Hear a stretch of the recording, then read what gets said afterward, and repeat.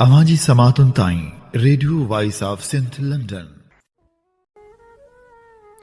हीअं ॿुधी रहिया आहियो radio voice of Sindh London. Radio voice of Sindh London जो यूट्यूब चैनल सब्सक्राइब करियो, लाइक करियो ऐं शेयर करणु न विसारियो।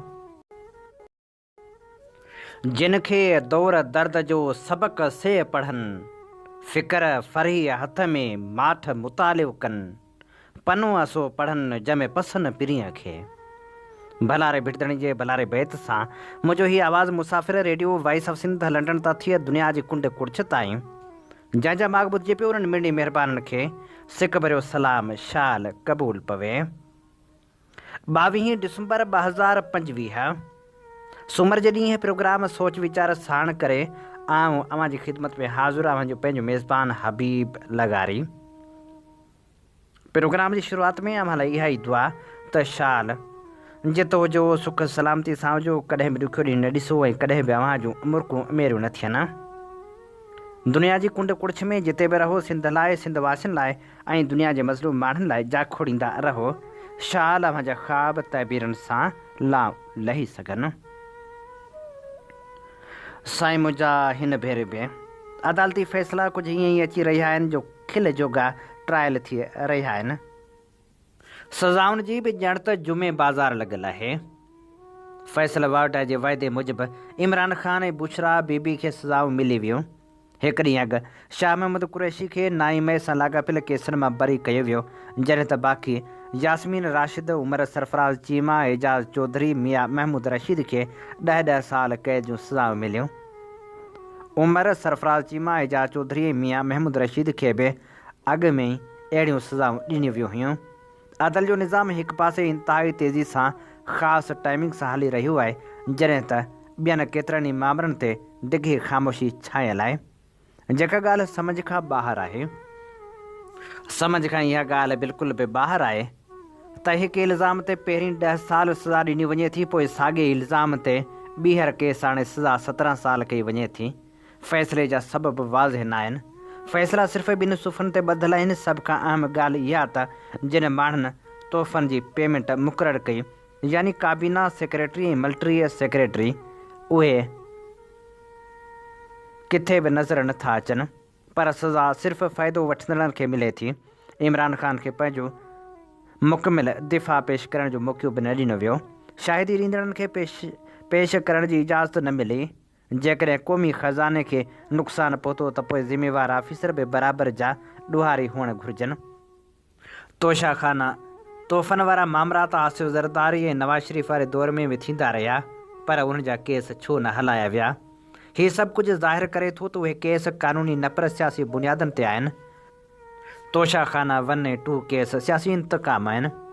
क़ानून खे रुॻो ढाल तौरु इस्तेमालु कयो वियो। हाइब्रिड निज़ाम सख़्तु दबाव में आहे। ॿिए पासे तोशाखाना जे 20 सालनि जो रिकॉर्ड साम्हूं आयो आहे, जंहिंमें 4000 तोहफ़ा वरिता विया, 1200 घड़ियूं वरितियूं वियूं, जिन में सियासतदान, सेवल तोड़े, फ़ौजी कामरा शामिल आहिनि। शाहिद ख़ाकान अब्बासी 23 करोड़ जा तोहफ़ा ऐं 13 घड़ियूं घर खणी वियो। नवाज़ शरीफ़ 10 करोड़ जा तोहफ़ा ऐं 11 घड़ियूं घर खणी वियो। आसिफ़ अली ज़रदारी 13 करोड़ जा तोहफ़ा ऐं 11 घड़ियूं ऐं लीबिया जे अॻुवाण ममर क़ज़ाफ़ीअ खां मिलंदड़ बुलेट प्रूफ गाॾी घर खणी वियो। ख़्वाजा आसिफ़ 4 करोड़ जा तोहफ़ा ऐं 5 घड़ियूं, इसाक़ डार 4 घड़ियूं, शहबाज शरीफ़ 2 घड़ियूं, बिलावल भुट्टो 2 घड़ियूं, यूसुफ रज़ा गिलानी 1 घड़ी खणी वियो। इमरान ख़ान ऐं संसद ज़ाल खे सज़ा मिली त उहे तोहफ़ा न वठणु घुरिजनि हा ऐं विकिरो न करणु घुरिजनि हा। हिकु सुवाल त इहो बि साम्हूं उभरे थो त जेकॾहिं इमरान ख़ान क़सूरवार हो त उनखे सज़ा मिलणु घुरिजे हा। बुशरा बीबी त पब्लिक ऑफिस होल्डर न हुई, उनखे सज़ा छो ॿुधाई वई? पर हिन वक़्तु सज़ाउनि जी जुमे बाज़ार लॻल आहे। खिल जोगा ट्रायल, खिल जोगियूं गवाहियूं, खिल जोगा फ़ैसिला थी रहिया आहिनि। हिक खां पोइ ॿी सज़ा ॿुधाई पई वञे। हुकूमत उन्हनि ते झुमरियूं हणी रही आहे। इंसाफ़ जी तक़ाज़ा त इहा आहे त जिन हुक्मराननि बि तोहफ़ा वरिता ऐं पोइ उहे ज़ाती तौरु हड़प करे छॾिया, उन्हनि ख़िलाफ़ कार्रवाई थियणु घुरिजे। जेकॾहिं ईअं ई अदल थिए त पोइ न त नवाज़ शरीफ़ बची सघंदो, न वरी सज़ा खां शहबाज शरीफ़ बची सघे थो, न वरी आसिफ़ ज़रदारी। पर छा कजे, इस्टेब्लिशमेंट आसिफ ज़रदारी ऐं शरीफ़ भाइरनि ते महिरबान आहे ऐं इमरान ख़ान ते नामहिरबान आहे। जॾहिं नामहिरबानी जा बादल ईंदा आहिनि तॾहिं नंढा नंढा ॾोह बि वॾा जुर्म बणिजी वेंदा आहिनि।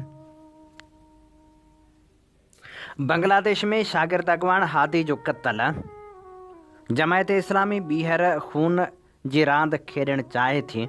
इन समूरी सूरत हाल ते इंसानी हक़नि लाइ जाखोड़ींदड़ परॾेह में रहंदे बि सिंधियुनि जो आवाज़ु उथारींदड़ ख़ूबसूरत लेखक बसीर नवीद लिखे थो, बांग्लादेश में जमायत इस्लामी पंहिंजे पुराणनि फ़स्ताई हथकंडनि ॾांहुं ॿीहर मोटी आई आहे। ईअं लॻे थो त नौजवान सियासी अॻवान शरीफ़ उस्मान हादी खे क़त्ल कराए जमायत इस्लामी बांग्लादेश में नाम निहाद इस्लामी इनक़लाब जी राह इख़्तियार कंदे जमहूरियत जा दर हमेशह लाइ बंदि करणु चाहे थी। मूंखे यादि आहे त 1970 में जॾहिं अॻूणे मशरक़ी पाकिस्तान में आज़ादी जी जदोजहद जारी हुई ऐं सेक्युलर ऐं खाबी धुरिजूं शागिर्द तनज़ीमूं पाकिस्तान खां अलॻि थियण जूं तहरीकूं हलाए रहियूं हुयूं, तॾहिं जमायत इस्लामी बांग्लादेश जी सियासी मंज़रनामे में पंहिंजी हैसियत वञाए वेठी हुई। पंहिंजी वञायल हैसियत बहाल करण लाइ जमायत इस्लामी हिकु शागिर्द अॻवान अब्दुल मालिक खे क़त्ल करायो, जेको अॻूणे पाकिस्तान यानी मग़रबी मशरक़ी पाकिस्तान में इस्लामी जमियत तुलबा जो नाज़िम आला यानी मरकज़ी सदर हो। पोइ अब्दुल मालिक शहीद जे नाले में मुख़ालिफ़ शागिर्द तनज़ीमनि ते हमला करे पंहिंजे मक़सदनि खे हासिल करण जी कोशिशि कंदी रही। हिन क़त्ल खां पोइ जमायत इस्लामी अॻूणे मशरक़ी पाकिस्तान में बंगालियुनि ख़िलाफ़ पुरतशदुद कार्रवायूं शुरू कयूं। बंगाली औरतुनि खे पाकिस्तानी फ़ौजनि हवाले करण समेत पाक फ़ौज लाइ जमहूरियत पसंदनि ऐं आज़ादी पसंदनि जी मुख़बरी शुरू कई। हिंदू माण्हुनि खे ज़िंदा साड़णु, मुख़ालिफ़नि जा घर साड़ण ऐं घटियुनि में क़त्ल करण जहिड़ियूं खूनी कार्रवायूं आम थी वियूं। अॼु बिल्कुलु अहिड़ियूं कार्रवायूं बांग्लादेश में ॿीहर शुरू थी वियूं आहिनि। हिंदनि खे ज़िंदा साड़ियो पियो वञे। मुख़ालिफ़नि ख़ासि करे अवामी लीग जे कारकुननि जे घरनि ते हमला थी रहिया आहिनि ऐं माण्हुनि समेत घरनि खे बाहि ॾिनी पई वञे। शरीफ़ उस्मान हादी जो क़त्ल बि अहिड़ी कोशिश जो हिसो आहे जंहिंमें पाकिस्तान जी हुकूमत जी इस्टेब्लिशमेंट समेत पाकिस्तान जूं एजेंसियूं बि शामिल आहिनि। बांग्लादेश जे सरबराह डॉक्टर उस्मान वटि जमायत इस्लामी खे खुलियल छूट ॾियण खां सवाइ ॿियो को रस्तो न आहे। असां जल्दी इंतिहाई पुरतशदुद वाक़िअनि में वाध ॾिसंदासीं। पाकिस्तान खे बांग्लादेश जे रस्ते भारत में मुसलमाननि ऐं उन्हनि जे इंतिहा पसंद तनज़ीमनि खे मुनज़म करण में मदद मिलंदी। शिकारपुर अस्पताल बाबति हिकिड़ी सोशल मीडिया ते शिकारपुर डिस्ट्रिक्ट सोशल फोरम जी खुलियल ख़त नाले लिखणी मिली। अवाम ॾांहुं लिखियल ख़त में लिखियो वियो, प्यारा भेनरूं ऐं भाइरो, अस्सलाम वालेकुम। असां शिकारपुर डिस्ट्रिक्ट सोशल फोरम हिकु समाजी प्लेटफार्म तौरु अवां सभिनी खे इंतिहाई गणती ऐं ज़िम्मेवारी सां हीअ ख़त लिखी रहिया आहियूं। सिविल अस्पताल शिकारपुर जेका सॼे ज़िले जे ग़रीब मज़दूर ऐं विचोले तबिके लाइ आख़िरी उमेद आहे, बदक़िस्मती सां हिन वक़्तु सख़्तु बहिरान जो शिकार आहे। हीअ अस्पताल शिकारपुर जे सभिनी तालुक़नि, रूरल हेल्थ सेंटर ऐं बेसिक हेल्थ यूनिटनि लाइ मरकज़ी अस्पताल आहे, पर हिते बुनियादी तिबी सहूलियतूं बि मुकमल तौरु मुयसरु न आहिनि। अहम मसइला जेके आवाम सिधो सो भोॻे रहियो आहे, एमरजेंसी में रेगुलर डॉक्टरनि जी ग़ैर मौजूदगी, डॉक्टरनि ऐं स्टाफ जी मुसलसल ग़ैर हाज़िरी, स्पेशलिस्ट डॉक्टरनि जो हफ़्ते में रुॻो हिकु ॾींहुं अचणु, डायलिसिस यूनिट जो मुकमिल बंदि हुजणु, औरतुनि जे माहिर डॉक्टरनि जी खोट, लेबॉर्ट्री, ब्लड बैंक, अल्ट्रासाउंड ऐं एक्सरे जो सहूलियतूं मुतासिर, मेडिकल स्टोर में दवाउनि जी खोट, ॿारनि, दिलि, यूरोलॉजी ऐं ॿियनि अहम शोबनि जो न हुजणु, सिटी स्कैन ऐं MRI जहिड़ियुनि जदीद तशख़ीसी सहूलियतुनि जो मुकमिल फुक़दान। शिकारपुर डिस्ट्रिक्ट सोशल फोरम तरफ़ां डिस्ट्रिक्ट हेल्थ ऑफिसर शिकारपुर खे बाक़ाइदा क़ानूनी ऐं तफ़सीली दरख़्वास्त ॾिनी वई आहे, जंहिंमें मथियां सभु मसइला लिखत में रखिया विया आहिनि, पर अफ़सोस सां चवणो पवे थो त अञा ताईं अमली क़दम नज़र नथा अचनि। हाणे असां छो अव्हां ॾांहुं आया आहियूं? प्यारा शिकारपुर जा दोस्तो, हीउ मसइलो कंहिं हिकु तनज़ीम या हिकु फ़र्द जो न आहे। हीउ मसइलो असां सभिनी जे ज़िंदगियुनि, असांजे माइरनि, भेनरनि, ॿारनि ऐं बुज़ुर्गनि सां जुड़ियल आहे। जेकॾहिं अॼु असां ख़ामोश रहियासीं त सुभाणे अस्पताल जो दर खोलण बि नसीब न हूंदो। असां अव्हांखे अपील था करियूं त हिन आवाज़ खे सोशल मीडिया ते वधायो, हीउ मौक़िफ़ शेयर करियो, पुरमन, क़ानूनी ऐं गॾियल आवाज़ बणिजो। शिकारपुर जे अस्पताल खे तबाही खां बचाइण में साथ ॾियो। यादि रखो, जॾहिं आवाम गॾु थी सवाल करे थो तॾहिं इदारा जवाब ॾियण ते मजबूर थियनि था। असांजो मुतालबो बिल्कुलु सादो ऐं जाइज़ आहे। सिविल अस्पताल शिकारपुर खे मुकमिल तौरु फ़ाल, मयारी ऐं इंसानी बुनियादनि ते हलायो। अवां जी समातुनि ताईं radio voice of Sindh London. हीअं ॿुधी रहिया आहियो radio voice of Sindh London. अवां जी ख़िदमत में प्रोग्राम पेश कयो पियो वञे सोच वीचार जे हिन सफ़र में आऊं अवां सां मुखातिब जो पंहिंजो मेज़बान हबीब लगारी। जीअं तव्हीं चङी रीति ॼाणो था त असीं radio voice of Sindh London तां अवां जी ख़िदमत में उहे प्रोग्राम पेश कंदा आहियूं जिन में सचाई जा सॾ हूंदा आहिनि, जिन में तारीख़ जा अमल वर्क हूंदा आहिनि। असीं चाहियूं था त हीउ सफ़र सफलता माणे, जंहिं लाइ असांखे अवां जे साथ ऐं सहकार जी ज़रूरत आहे। अचो इन सफ़र में असां सां हमक़दम बणिजो। असांजा प्रोग्राम वधि में वधि दोस्तनि ताईं पहुचायो त जीअं सचाई जा ही सॾ घर घर ताईं पहुची सघनि।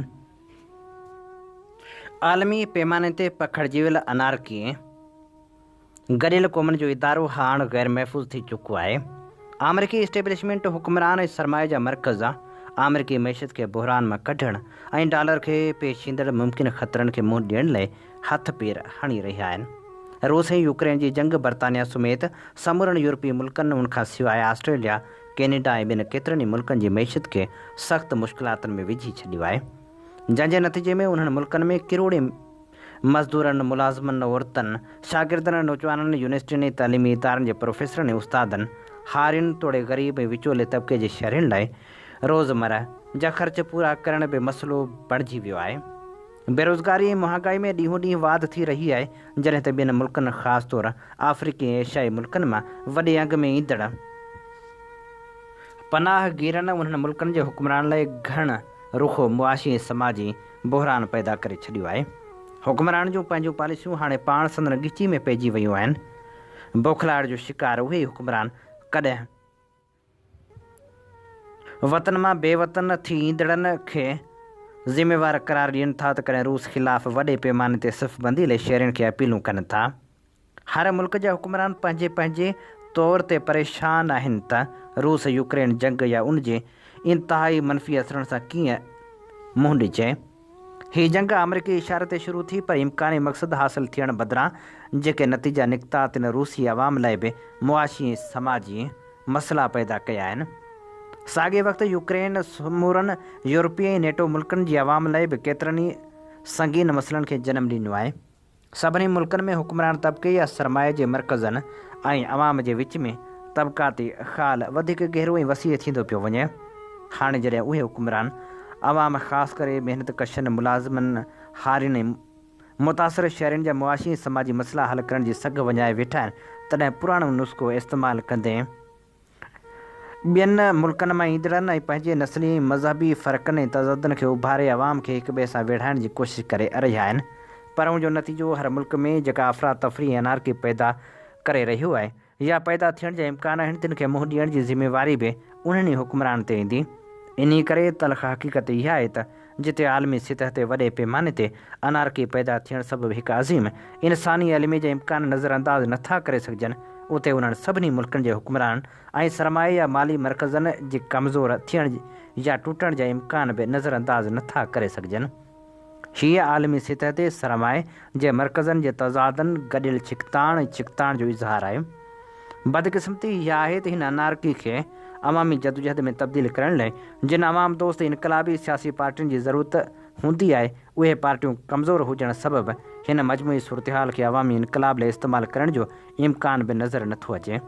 जिते हर मुल्क जा हुक्मरान पंहिंजे मुल्क जी हालतुनि खां परेशान आहिनि, उते हर मुल्क जूं हालतूं बि हिक ॿिए खां मुख़्तलिफ़ आहिनि। तंहिं करे इनक़लाबी पार्टियुनि जी हैसियत, ताक़त ऐं तनज़ीमी सलाहियत बि यकीनन मुख़्तलिफ़ आहे। इन्हनि सबबनि जे करे मुख़्तलिफ़ मुल्कनि में अनारकी पैदा थियण बावजूदि नतीजा मुख़्तलिफ़ निकिरी सघनि था।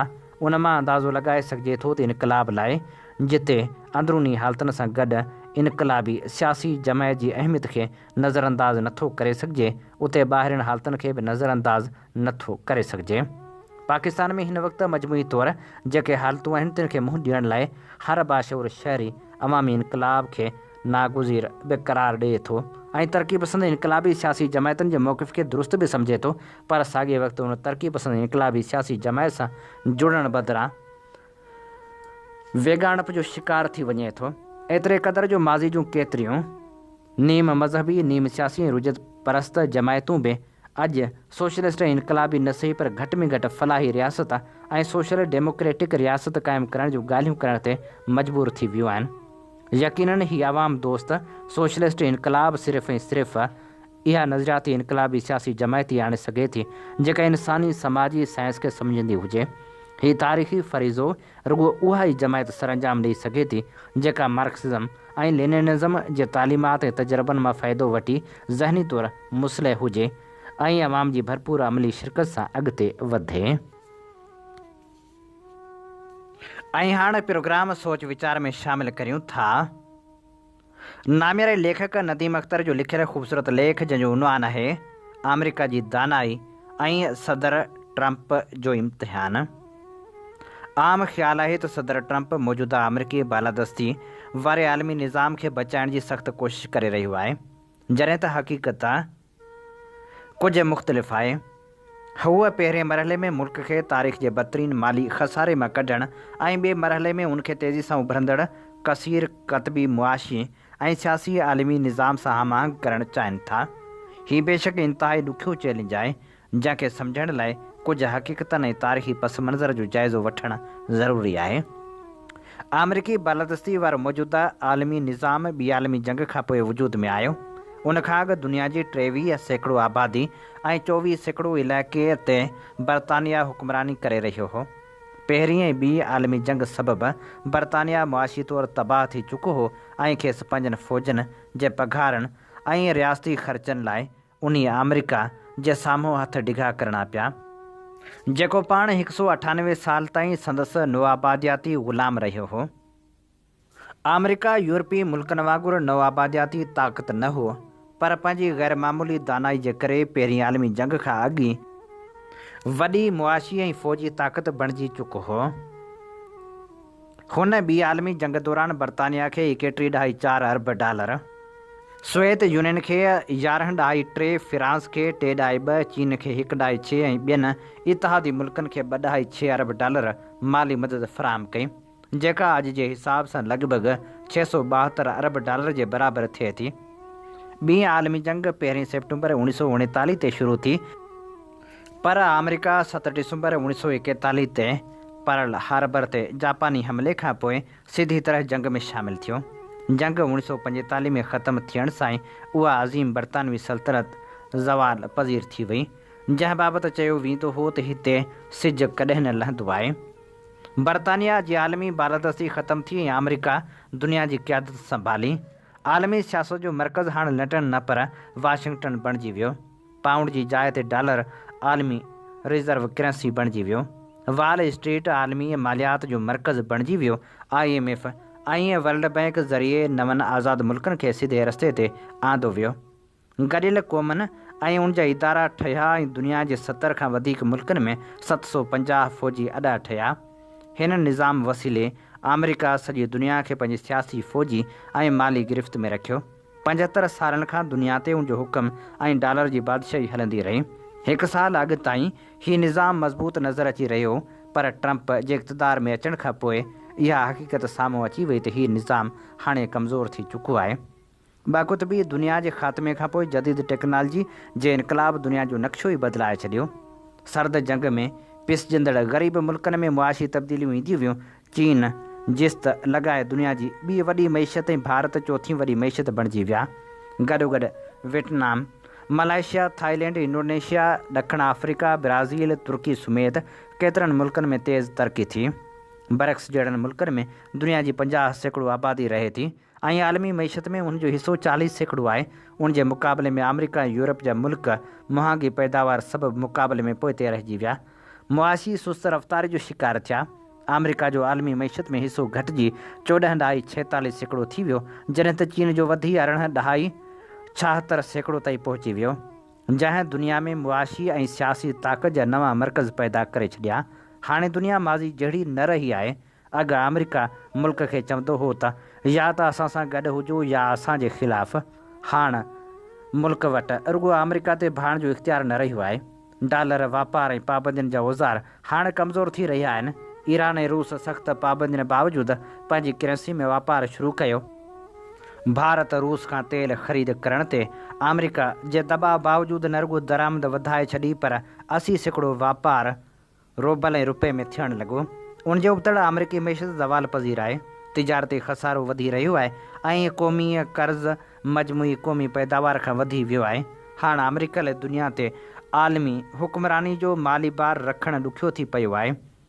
जेकॾहिं अॻूणियूं अमेरिकी हुकूमतूं वक़्ति सिर उन तब्दीली खे सम्झी सुधारा आणनि हा त अॼु ट्रंप एतिरे दॿाउ में न हुजे हा। दुनिया सां टकराव जी इहा सूरत हाल पैदा न थी आहे। हाणे बि अमेरिका दुनिया जी वॾी मुआशी ऐं फ़ौजी ताक़त आहे। चीन जी GDP अञा बि अमेरिका खां $10 ट्रिलियन घटि आहे, जॾहिं त जापान भारत ऐं जर्मनी खे अमेरिका जी सतह ताईं पहुचण लाइ 25 ट्रिलियन जो इज़ाफ़ो करणो पवंदो।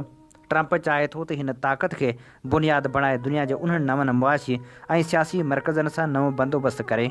मुमकिन आहे त मुस्तक़बिल में अमेरिका यूरोप खे पासे ते रखे पाण बि चीन जापान भारत ऐं रूस सां गॾु नई कसीरल जहती आलमी निज़ाम जो हिसो बणिजी वञे। छा अमेरिका हिन ॾुखी तब्दीली मां कामयाबी सां निकिरी सघंदो? इहो अमेरिकी दानिशी सदर ट्रंप ॿिन्ही जो वॾो इम्तिहान आहे। हीअ असीं अव्हांजी ख़िदमत में पेश करे रहिया हुआसीं नदीम अख़्तर जो लिखियलु लेख। अवांजी समातुनि ताईं radio voice of Sindh London. हीअं ॿुधी रहिया आहियो radio voice of Sindh London.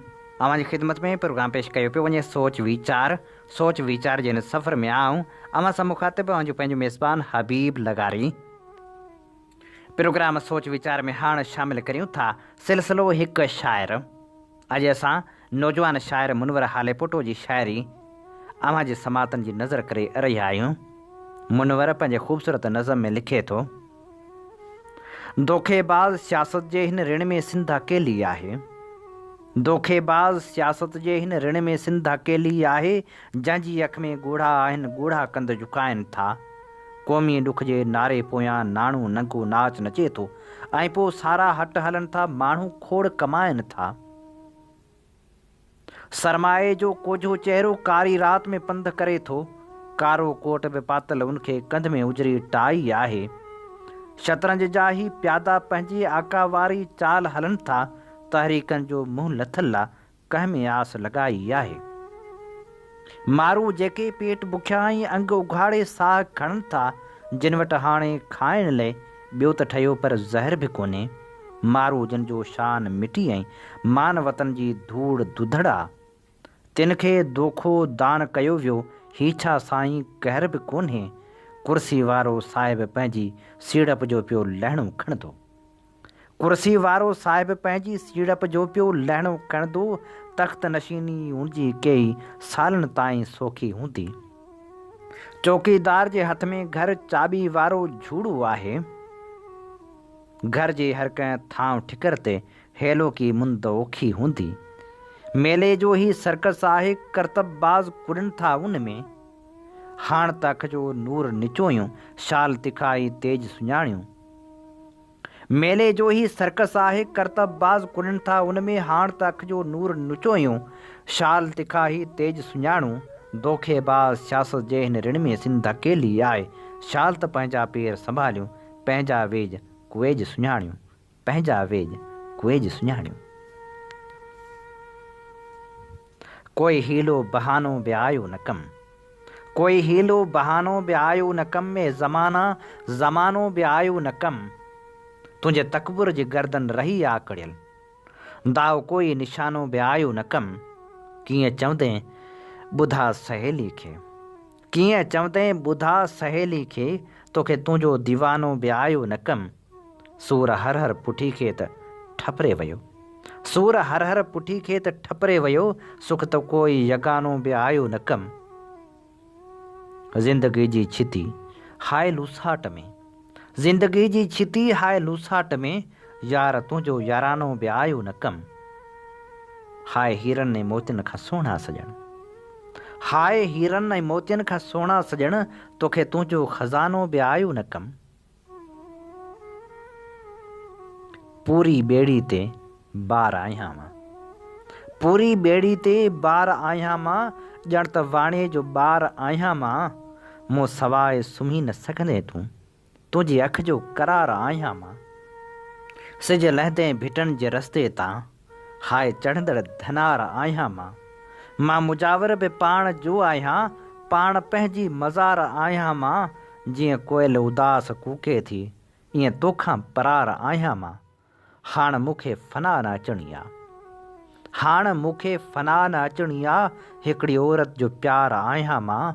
पाण खे पाण खां घुरां वेठो, पाण खे पाण खां घुरां वेठो, पाण ख़ुदि ते उधार आहियां मां। बुख केॾी बुखियुनि संभाली हुई, हिकिड़ी गबड़ी उहा बि ख़ाली हुई। अधमानी गिलास पाणी सां खाई मज़दूर कई हमाली हुई। जेसिताईं मरी न ॾेखारियमि, यादि मुंहिंजी न कंहिं बि पाली हुई। ज़िंदगी खे ॿुधी न सघियसि मां, ज़िंदगी जी डिघी कवाली हुई। कैंसर में अली कुंझो वेठे, शाइरी जी फिज़ा झुड़ाली हुई। कंहिं बि ॾुख में ॾिनी गिड़ाठी कोन, कंहिं बि ॾुख में ॾिनी गिड़ाठी कोन, हाय दुनिया सॼी हवाली हुई। जियापे खे पंहिंजी या जदलियात जानी, जियापे खे पंहिंजी या जदलियात जानी। जियापो पखी या पखी कोन पलबो, ज़रूरत जे सांचे में माण्हू लहनि था। ज़रूरत न रहंदी त माण्हू न खिलबो, ज़रूरत जी सूरत बदिलजण लॻी आहे। छिनी हथ छॾाइण जे चाहीं त वञ, वणनि खे छॾे ॾे वणनि जो अलाहा, पखीड़ा उॾामण जे चाहीं त वञ। मां तोलाए मुक़दस सहीफ़ो न आहियां, न अवतार तुंहिंजो न तोले वली जी। ॿ टे ॾींहं मोहबत जो नाटक कयोसीं, ॿ टे ॾींहं रहियासीं गॾियल गिरगिले जी। उमिरि हाण पासो वराइण लॻी आहे, मोहबत जे तलसम जो शीशो टुटे थो। छिके हाण ज़ंजीर बीठो विछोड़ो, ऐं पूरियल अखियुनि सां मुसाफ़िर लहे थो। ही मंज़र निड़ी ते रखियल नुंहुं आहे, मगर मुंहुं मटाइण जे चाहीं त वञ, वणनि खे छॾे ॾे वणनि जो अलाहा, पखीड़ा उॾामण जे चाहीं त वञ, पखीड़ा उॾामण जे चाहीं त वञ। सजी जे चवाई त तोखां सवाइ जीअण जो तस्वर बि अधमोत आहे। मां ॿांभण जे दिलि जो सुञो सूर आहियां, मां ॿांभण जी दिलि जो सुञो सूर आहियां। न हाड़ो आहे मुंहिंजो न कीअं होत आहे, नसीबनि जो आरड़ बि मूं ते ततू आहे। गुड़ी मूं ते गूंदर जा बादल अचनि था, सफ़र में बयाबान साम्हूं बीहे थो। अकेलियुनि अखियुनि जा न ॻोढ़ा सुकनि था, लथे सिज वांगुरु लही वेई मोहबत, छॾे हिचकिचाइण जे चाहीं त वञ, वणनि खे छॾे ॾे वणनि जो अलाहा, पखीड़ा उॾामण जे चाहीं त वञ। ॻाल्हाए मगर होरियां आवाज़ बि खंभजनि था, मज़लूम जे सीने जा अहसास बि खंभजनि था। धरती जे धनारनि जूं ॻाल्हियूं बि मन आहिनि, ॻोढ़ा बि मन आहिनि, ताड़ियूं बि मन आहिनि।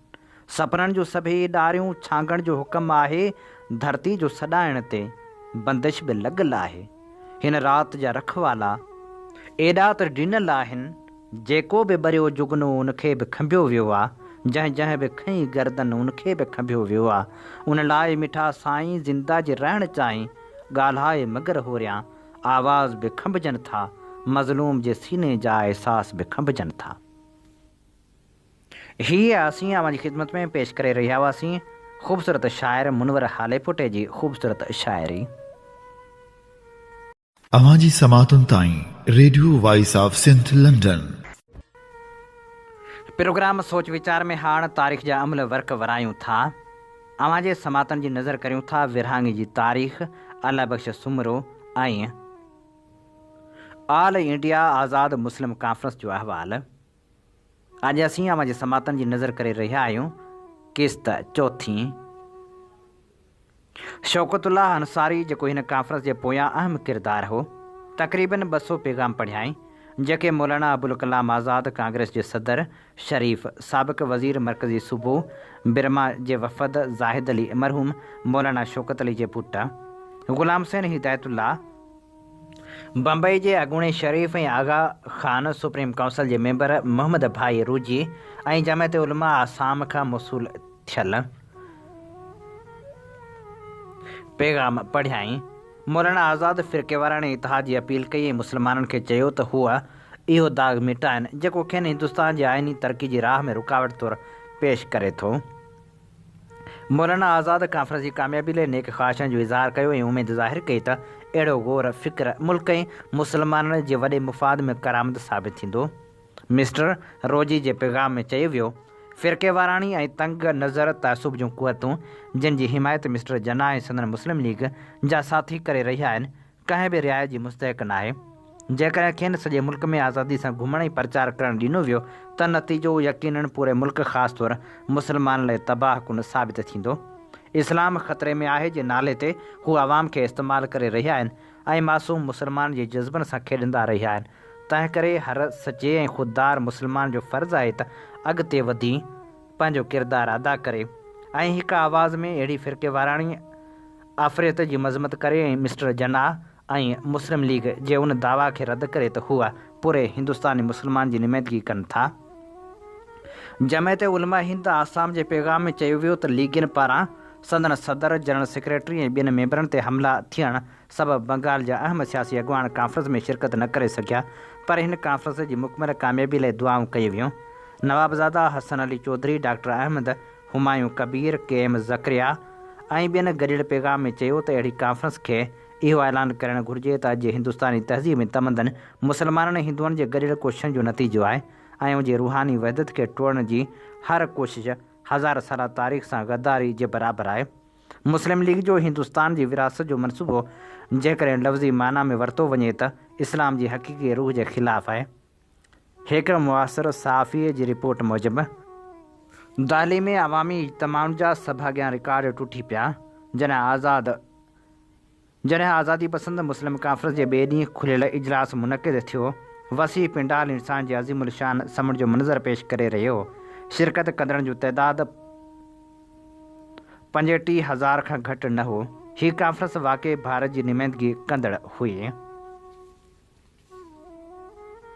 हिन तारीख़ी ऑल इंडिया मुस्लिम कॉन्फ्रेंस जी सदारत अलाबख्श सुमरे कई, जंहिं शुरूआति में ई ऐलान कयो त अॼु सिर्फ़ु ऐं सिर्फ़ु हीअ कॉन्फ्रेंस ई अहिड़ी हैसियत रखे थी जेका सियासी जमूद खे टोड़ण लाइ को तामीरी मनसूबो तश्कील ॾेई सघे थी।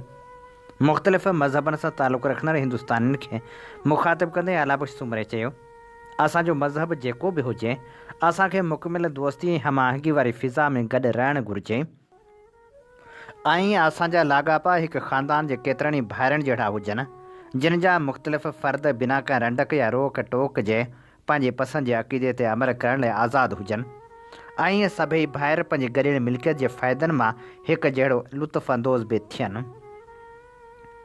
हुन इन हक़ीक़त ते अफ़सोस जो इज़हार कयो त बरतानवी हुक्मरान हिंदुस्तान खे आज़ादी न ॾियण लाइ मुस्लमाननि खे क़ुर्बानी जो बकरो बणाए रहिया आहिनि। संदसि चवणु हो त बरतानिया खे हिंदुस्तान जे हिकु ख़ुदि मुख़्तियार ऐं मुकमिल आज़ाद रियासत तौरु वजूद जे हक़ खे चैलेंज कंदड़ आख़िरी हुक्मरान हुजणु घुरिजे ऐं उन करे जेकॾहिं हिते जा माण्हू पंहिंजो आइन पाण ठाहिणु चाहिनि त बरतानिया खे संदन राह में रुकावट न बणिजणु घुरिजे।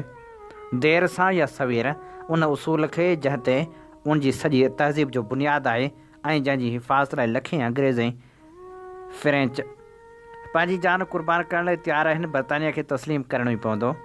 मुस्लिम लीग ते तनक़ीद कंदे हुन चयो त ऑल इंडिया मुस्लिम लीग जे ग़ैर दानिशमंदाणनि क़दमनि सबबि इंग्लैंड खे फ़िलहालु हिंदुस्तानी मुस्लमाननि खे अॻिते आणण जो मौक़ो मिली वियो आहे। हुन ऐलान करे छॾियो आहे त छाकाणि त कांग्रेस जंहिंजे 11 मां 8 सूबनि में निमेद हैसियत ते आइनी तौरु को सवाल नथो थी सघे, अञा ताईं मुस्लिम लीग सां मुफ़ाहिमत न कई आहे। तंहिं करे डोमिनियन स्टेट्स जे चेक जी वसूली खे अणॼातल मुदे ताईं मुलतवी कयो वञे। अलाबख्श सुमरे बरतानवी हुक्मरान खे यादि ॾियारींदे चयो, को बि मुस्लमान जंहिंमें थोरी बि हक़ीक़त पसंदी ऐं इज़त नफ़्स मौजूदु हूंदी हिकु लम्हे लाइ बि उहो बर्दाश्त नथो करे सघे त खेसि सियासी क़ुर्बानी जो बकरो बणायो वञे, उहो त हिन अमल जे ख़राब नतीजनि खे संसद पंहिंजे ईंदड़ नस्ल जे सियासी ऐं मादी मुस्तक़बिल ते मनफ़ी असर विझण जी इजाज़त ॾिनी वञे। जेकॾहिं हिन तजवीज़ खे फ़ौरी ऐं मुस्तनद तरीक़े सां अहिड़े निमाइंदा इज्तिमा तरफ़ां रद्द न कयो वियो त उहा दुनिया जे समूरनि मुस्लिम ऐं ग़ैर मुस्लिम इलाइक़नि में असांजे हिंदुस्तानी मज़हबनि लाइ बेपनाह नुक़सान जो सबबु बणिजंदी ऐं ख़ासि करे असांजे पंहिंजे वतन में उनखां बि वधीक नुक़सानु थींदो। मुस्लिम लीग जी उन दावा खे चैलेंज कंदे त उहा हिंदुस्तानी मुस्लमान जी वाहिद निमाइंद जमायत आहे। आला बख्श सुमरे चयो, कांग्रेस हिकु सियासी जमायत तौरु जंहिंखे 7 सूबनि में अक्सरियत हासिलु आहे ऐं 8 में कंट्रोलिंग पावर आहे, उनजो निमाइंदा किरदारु जामे ऐं वसी हो। पर अवामी जलसनि खां सवाइ लीग वटि कहिड़ो सर्टिफिकेट आहे जंहिंजे बुनियाद ते उनखे हिंदुस्तानी मुस्लमान जी अक्सरियत जी निमाइंदा तस्लीम कयो वञे। उनजी निमाइंदा हैसियत खे जाचण जो वाहिद तरीक़ो इहो आहे त लीग खे उन मख़सूस पॉलिसी वारे मसइले ते चूंडनि में मोकिलियो वञे जंहिंजो ऐलान हुन लाहौर में कयो आहे। हुन वधीक चयो त छाकाणि त भले उनखे उन्हनि सूबनि में अॻु केतिरी बि हिमायत हासिलु रही हुजे जिते मुस्लमान अक़लियत में आहिनि, पर हिन अक़लियती मुस्लमाननि खे ओचितो बेयारो मददगार छॾे ऐं उत्तर ओलह में लॻभॻि 1 करोड़ पंजाबी, सिंधी, पठान, बलोच मुस्लमाननि ऐं उत्तर ओलह में लॻभॻि 2.5 करोड़ आसामी ऐं बंगाली मुस्लमान जेके हिक ॿिए खां 1000 मील परे आहिनि लाइ हिकु ख़ुदि मुख़्तियार रियासत ठाहिण जो मुकमिल तौरु नाक़ाबिले अमल मनसूबो पेश करे पाण खे नाक़ाबिले तलाफ़ी नुक़सानु पहुचायो आहे। मशरक़ी पाकिस्तान बाबति आला बख्श सुमरे जी अकथी वारनि लफ़्ज़नि ते ग़ौर करियो जॾहिं हुन चयो, उत्तर ओभर पाकिस्तान 10 भेरा वधीक तसवराती ऐं 100 भेरा वधीक नाज़ुक ऐं कमज़ोर आहे। उत्तर ओलह पाकिस्तान या पंजाब लाइ घटि में घटि इहो इम्कानु मौजूदु आहे त उहो वधीक ताक़तवर अफ़गान या रूसी मुस्लमान पाड़ेसरियुनि सां ॻंढिजी वञे, पर बंगाल ऐं आसाम पाकिस्तान हिकु अकेलो ऐं अलॻि थियल ख़ितो हूंदो जंहिंजे हिसे में का बि जंगजू क़ौम न ईंदी। तंहिं करे उहो पंहिंजे वधीक ताक़तवर पाड़ेसरियुनि जे हथां ज़िम थियण में घणो वक़्तु न वठंदो।